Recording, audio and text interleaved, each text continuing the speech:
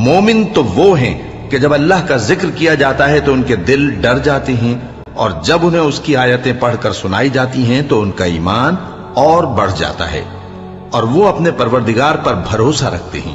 اور وہ جو نماز قائم کرتے ہیں اور جو مال ہم نے ان کو دیا ہے اس میں سے نیک کاموں میں خرچ کرتے ہیں، یہی سچے مومن ہیں، اور ان کے لیے ان کے پروردگار کے ہاں بڑے بڑے درجے ہیں اور بخشش اور عزت کی روزی ہے۔ ان لوگوں کو اپنے گھروں سے اسی طرح نکلنا چاہیے تھا جس طرح تمہارے پروردگار نے تم کو تدبیر کے ساتھ اپنے گھر سے نکالا، اور اس وقت مومنوں کی ایک جماعت ناخوش تھی، وہ لوگ حق بات میں اس کے ظاہر ہونے کے بعد تم سے جھگڑنے لگے،